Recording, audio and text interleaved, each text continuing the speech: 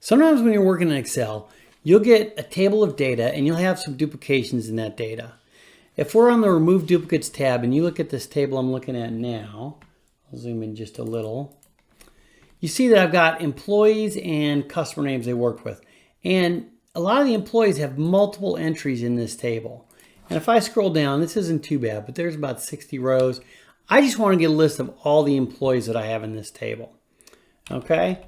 Now, I'm going to talk about why we're doing this, but to begin, let's just take this first column and copy it over in the spreadsheet.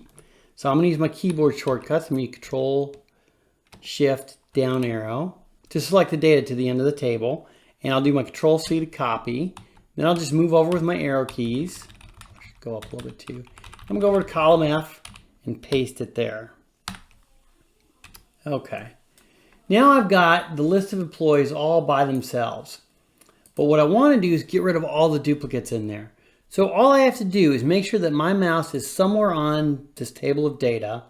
And then I'm going to go to my data ribbon and go over to Remove Duplicates. And when I click that, Excel will expand it out and assume I meant the entire contiguous table. And then it's going to delete duplicates, just doing a couple checks. One check is my data has headers, and that's true. I've got the word employee as a header, and I don't want that to be part of the check. And then it's just checking off that the employee column is what we're removing duplicates from. So we'll click OK.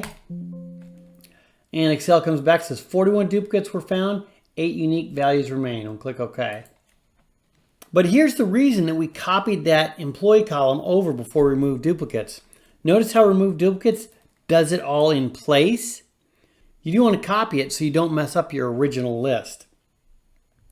Now, another thing you can do, let's go ahead and copy this whole table. Do Control A and then Control C and then move over.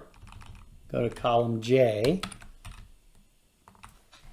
Well, now I've got 2 columns and I want to know how many rows are duplicated that have both of these. Like, look here.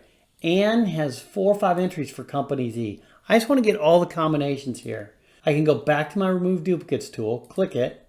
Now this time, it's also asking if my data has headers, and it's got both columns checked. So when you're removing duplicates on a table that has multiple columns, you can just have Excel look for duplicates in one particular column or 2 columns or 3. Don't have to do all of them. In this case, we are though. We're gonna leave it like that, click OK.